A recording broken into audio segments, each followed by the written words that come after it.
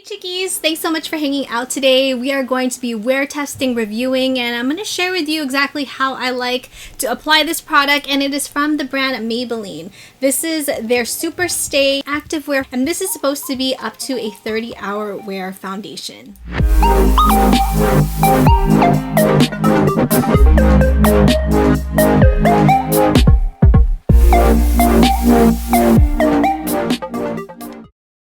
If you're new here, I'm Christine, create beauty, lifestyle, as well as raw vlogs. Greatly appreciated if you please subscribe to my channel.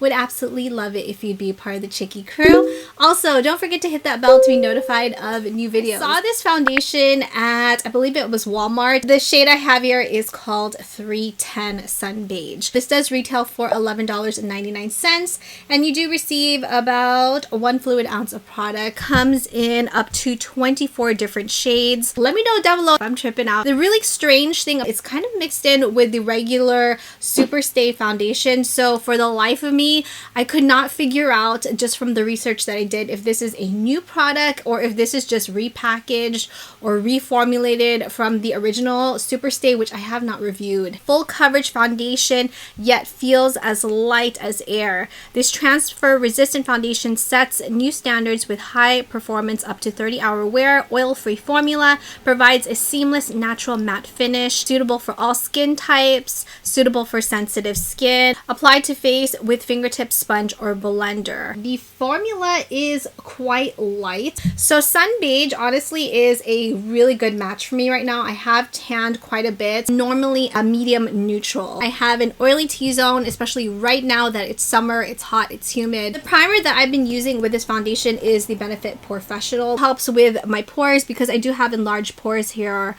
on my nose. I have some texture. Also tried it with the e.l.f. Acne Fighting Putty Primer. These primers from e.l.f. just do not work with my skin. The way how my foundation sits with the putty primers, no matter what foundation it is, it's just not very flattering. Let's first prime with the Benefit Professional. 1 pump of this, and let's just apply it first.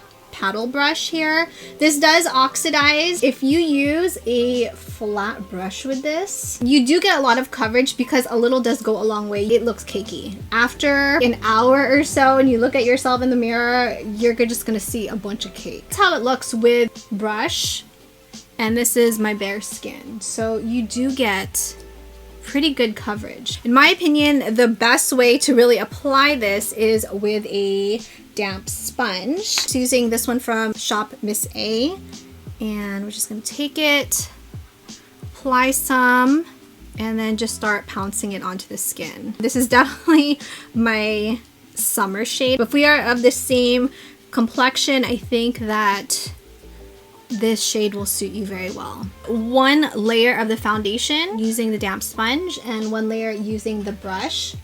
Just take another little pump right here.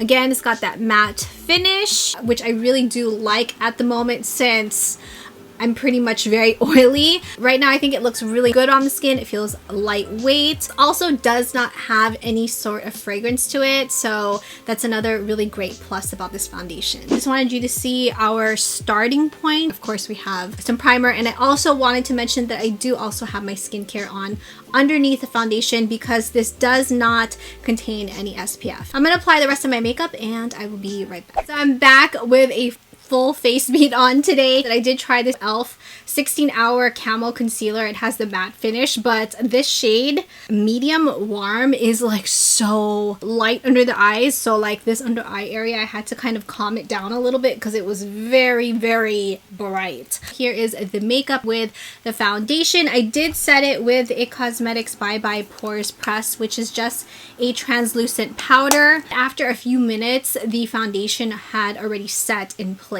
This isn't going to be like a skin-like foundation. This is like the foundation where, girl, yes, you can tell you're wearing makeup. We are going to be wear testing it. We're going to be heading out to one of my favorite places, which is Six Flags Magic Mountain, where it's going to be hot. I think it's going to be 97. It's humid, so we're going to be sweating, girl, and you know, we're gonna see how this foundation holds up. A little check-in because we just arrived at Six Flags Magic Mountain. It's 2:56 p.m. Just wanted to show you how the makeup is looking, how the foundation is looking in natural sunlight. Let's see how it looks in a few hours. It's 4:59. Here's how the foundation is holding up. We're sweating, it's humid, it's hot. We were standing in the sun. Foundation is still holding up very well in very hot, humid weather. I have not blotted, touched up. We're just leaving it as is. Let me just say we're putting this foundation to such a good test, especially if you're sweating, because I walked from the back of the park to basically the front of the park and it's humid and I'm sweating. It's about 10 p.m. right now. I have not blotted, touched up, and just looking at it in the mirror, honestly, I think the foundation looks incredible for the conditions that it's hot, it's humid. I was sweating, like really sweating. See it caking up by the nose area, which sometimes my foundation tends to do. This area right here, it feels like I just need to blot or just touch up with some powder, but does feel very nice and lightweight. That's like one of the best things I like about this foundation. You don't want to feel like you got a mask on, like a mask of makeup, even though, yeah, you know, we do have a mask of makeup on. It does say that it's sweat proof. Yes, I was really sweating because it was very hot. We didn't have any rundown of any of the foundation. It held up beautifully for a day at the park or an afternoon at the park. You know, it says it's transfer proof, but the times when I do wear a mask, if I'm indoors, yes, it still does transfer a little bit, like just a little, but not like that much. Again, I would highly recommend you use a damp sponge when you dispense this foundation, and also a little does go a long way. Keep in mind though that if you build it up too much, it can give you that cake effect. So less is definitely more with this product. I think this foundation is great if you have oily skin, if you are combo skin, but I think if you are dry skin, if you have dry patches, because this does have such a matte formula, I think it will definitely emphasize any of those areas. So I think you might want to shy away from this foundation. I really do like the formula of this. If you have tried out this foundation, please let me know your thoughts down below. How did it work out for you?